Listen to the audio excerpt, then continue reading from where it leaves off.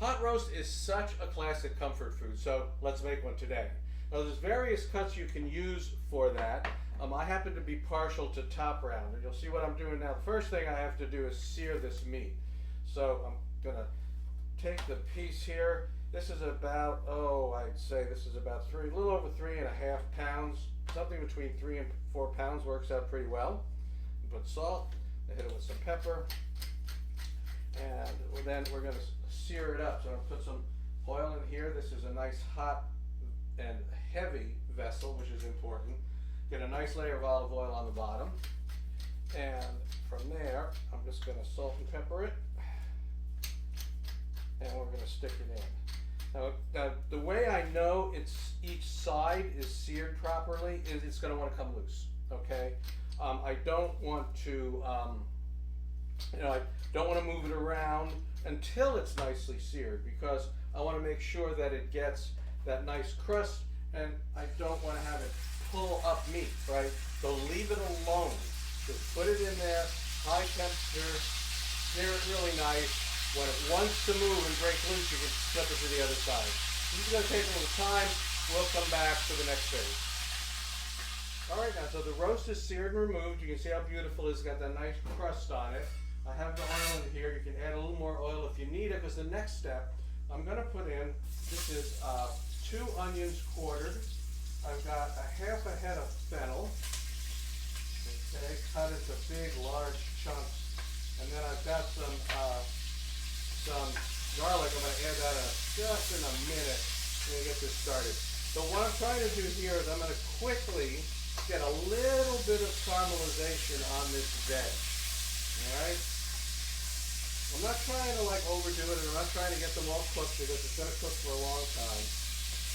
So, and you have to make sure that you do have a layer of oil all the way across the bottom. So if it's a little bit unbalanced or something and you see an end that's not enough oil, maybe put more oil on, because you have to make sure it's all completely covered. Alright? Now we go off the truth of this meat. Alright, this is starting to caramelize, and I'm going to throw in the garlic. Why do I throw the garlic in later? Because it's smaller, and I don't want it to burn. Okay, so now I got this going, and what's happened, of course, is I have some stuff on the bottom of the pan. I've got some of the meat, I've got some good sponge from the meat on the bottom. I've got some stuff in the veggies, so the next thing I'm going to do is deglaze. Deglazing is usually done with red wine, or some kind of alcohol. So I'm putting that in there, and what that's going to do is by mixing that around, I'm going to get all that nice stuff that was stuck on the bottom. I'm going to get that now and get that into this flavoring here. Now, why fennel? Fennel's a little unusual, right? I mean, you don't see a lot of people put fennel in pot roast, and I didn't used to either. But I found myself in a situation where I was making pot roast and I saw this fennel, and it was just kind of sitting there. I said, I don't have anything else to do with the fennel, so I put it in. And I said, wow, that's pretty good. So now I like to use fennel in the pot roast. Any case, all right, so I've now deglazed this. The wine is boiling, and I've deglazed it, and I've got all of that stuff off the bottom and mixed in with the liquid. So the next thing I'm going to do is put the roast back in. So just get it down in there, okay? Try to get it all the way down to the bottom, so move some of the veg out of the way so you can get it down in there. All right, and so the next thing from that is I'm going to add the other flavors. So first, I've got some beef base, and I have plenty of it. I'm going to put enough of it to cover this about halfway, maybe a little more than halfway, because what I'm going to be doing is braising. Okay, so you're not going to completely cover it.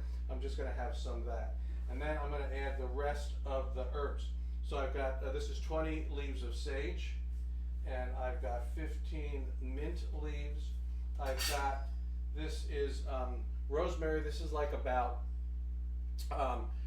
6 short sprigs, or you could have 3 long sprigs of rosemary, and I've got about a half a bunch of thyme. And these are tied. You'll notice they're tied. The reason is I want to be able to get the stems out later, so I'm going to just stick them in there. They're tied. This will make it easier for me to get the stems out later when I make the sauce, and you'll see that. And then the final addition is 2 bay leaves. Okay, so that's pretty much it. Now I'm going to bring this up to a simmer, a low simmer, cover it, and I'm going to make sure it stays at a low simmer. So I'm going to lower this down, and I'm going to let that braise in that liquid, just a very low simmer. The other thing about it, about halfway through, I'm going to flip it over. So each side spends time in the braising liquid. And then you can always add, if you get evaporation, you just always add more beef base if it's needed. And by the way, you can also do this in the oven.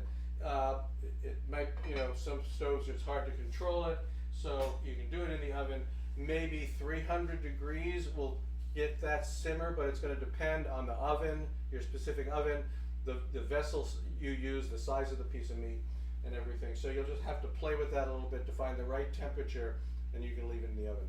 So this is going to take about 3 hours. So we're going to come back in 3 hours and carry on forward. Okay, so the meat's done. I took it out. I put it on here on its foil. I'm just going to wrap it up to keep it warm. And I did get I took out the 2 bay leaves and the rosemary that was tied up and the thyme that was tied up. So that's out of there now. And I'm going to turn the rest of this into sauce. So I need to turn it up. That's number 1. And then we're going to attack it with this stick blender. And the idea here is I'm basically going to make this so there's no chunks left. No vegetable chunks, no nut, you turn it into a nice smooth thing. And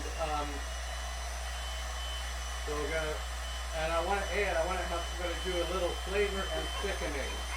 What's the problem? I'm being splattered. Oh, I'm doing the best I can. All right, Donna's in charge of adding the chocolate. The chocolate. Right.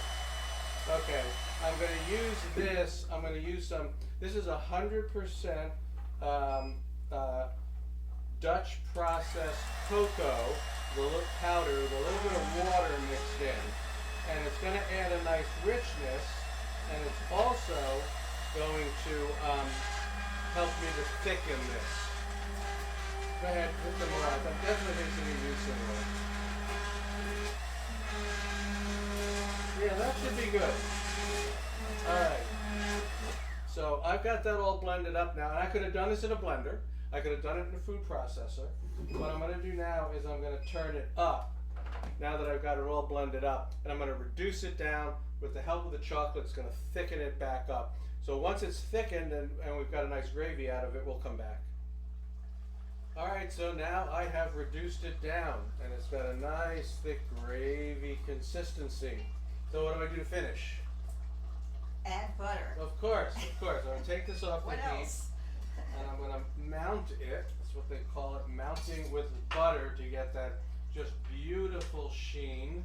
So just mix that in right like that.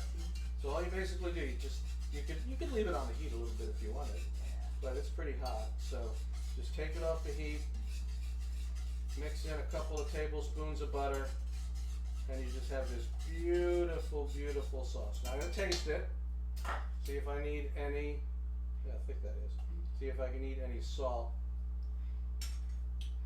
Nope, the beef base had enough salt that once it was reduced, right, that's why you don't add salt before you finish reducing. So we have our beautiful pot roast here.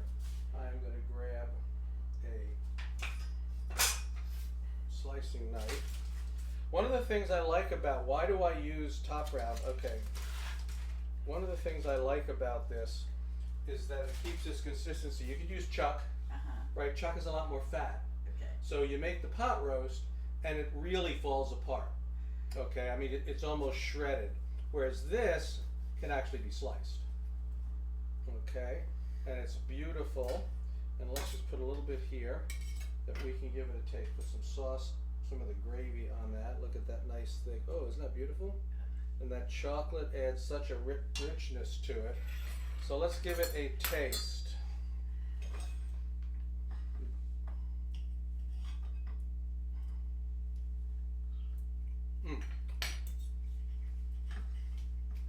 Wow. First of all, if it could fall apart. I was going to say, I don't think I needed the knife. No, I don't think you're going to cut that with a fork. The knife was probably not necessary. Yeah, you're going to cut that with a fork. Mm-hmm. I mean, it's beautifully cooked. It's tender. It wants to fall apart, but there's just enough body to this particular cut of meat to keep it There, intact. I just cut it by. Yeah. And then you've got the sauce, and you can get that richness that you get from just the chocolate that helped thickening it up. And you wouldn't identify it as chocolate. No. It doesn't taste like, No. first of all, it was cocoa powder. It was 100% cocoa, so no there's no sugar or anything in it at all. But it's a nice way, and then of course it's gluten-free, Right. which is another nice feature. You can thicken the sauce with it.